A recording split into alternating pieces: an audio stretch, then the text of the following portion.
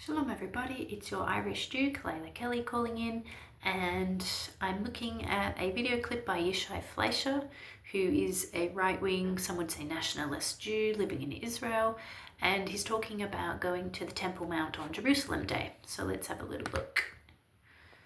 On Jerusalem Day, on the Temple Mount, and the only thing that's missing is the temple on the Temple Mount, but it's on the way.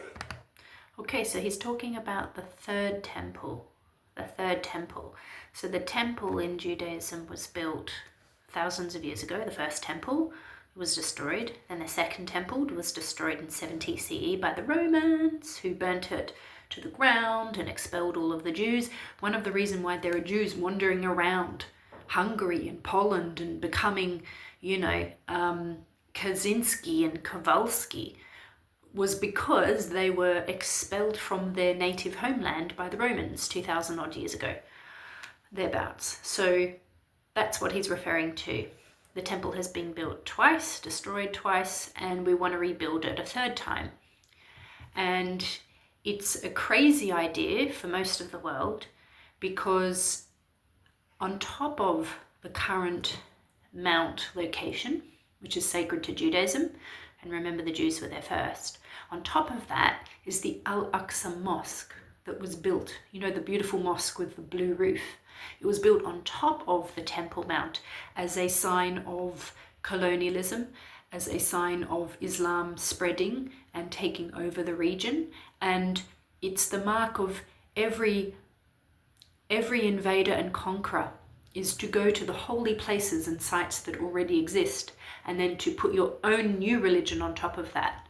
The churches used to do this throughout Europe, including in places like Ireland, right? Where there were pagan ceremonies or pagan places, Christianity came in and, put churches right on top of those special places. And the same thing has happened essentially with the Al-Aqṣā Mosque, boom, on top of the Jewish Temple Mount. So that's what he's talking about. So building the third temple, I don't know how that's going to happen. How the hell would that happen? What would happen to the mosque that's sitting on top of it, or thereabouts? You can just feel it. Temple 3.0. I'm not here by myself. 2 ministers, 1 Knesset member, an amazing feeling of rebirth, rejuvenation, renovation, and also not being afraid. Just not being afraid. We got to overcome all that. Oh, here comes the plane again. I swear to God, every time I want to make a video, Iran's like, no, send another plane in to interrupt her talking about Jewish stuff. What he's getting at is a radical idea that is growing traction, particularly among more extreme fringes of, Israeli society and of Jewish thought, because for 2,000 years you have been expelled from your homeland. You have been wandering at the whims and at the mercy of tyrants, of kings, of often hostile populations across Europe and the Middle East for thousands of years. And now you have the audacity in the 21st century to come back to your place and to have the idea that you want to rebuild an ancient site. Like, who does that? Who does that? It's crazy. Who does that?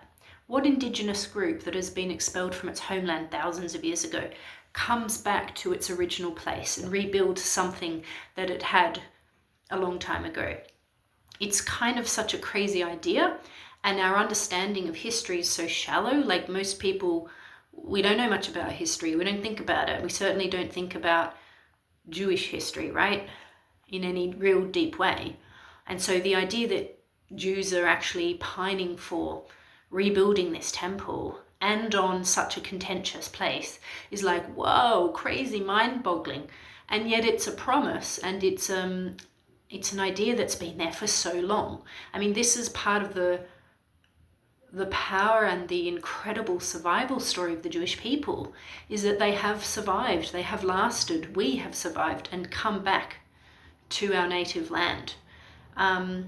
So it's really interesting how this is happening.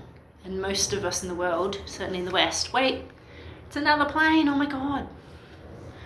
This time it's the Houthis, I don't know, weren't they just defeated? I think they were. The Houthis and Gaza, okay, let's go. that fear, so much fear that wants to strike at the Jewish world. When you're up here today, you just know that there's a power that will not stop until a fulfillment, and that is God's dream of bringing back the Jewish people to the land of Israel, rebuilding Jerusalem, King David's capital, and a third temple here. It's an amazing, powerful, and emotional thing, and we got to pray right now. Let's pray for those hostages. Let's pray for those soldiers. Let's pray for our police. Let's pray for our state. Let's pray for our leaders. Let's pray for our nation. Let's pray for all the lovers of Israel here in Yerushalayim, sending a light out to the world. God bless you wherever you are. Okay. I don't know, as a Jew, I don't know how I feel about this idea. I don't know how it would play out. I don't know how it would be possible. I don't think you can ever remove or get rid of Islam in the region, and certainly not in Jerusalem. It's part of the history now. And I think that would be a really, really terrible thing to contemplate. Just because Islam conquered, however many centuries ago and came in and took over like so many other invaders and conquerors before it, it doesn't mean that now we then have to reconquer it back and get rid of the Al-Aqṣā Mosque, God forbid, or do something else like that. I don't know how this is going to play out. I don't understand how it's supposed to work. I'm sure someone's cooking up a plan in there somewhere. Yeah, but it's something I'm on the fence about. I don't know. But I admire the audacity and the chutzpah and the fact that this is even a question after 2,000 years, right? That this is even something we're talking about. That's wild. There's something amazingly crazy about that. And it reminds me that Jews will be here in 2,000 more years. Judaism isn't going anywhere as much as the many anti-Semitic enemies would like. It's just not going to happen. History proves that the Jew is here to stay, and the Jew is here to live and survive and thrive. So we'll see how this plays out. See you later. Bye.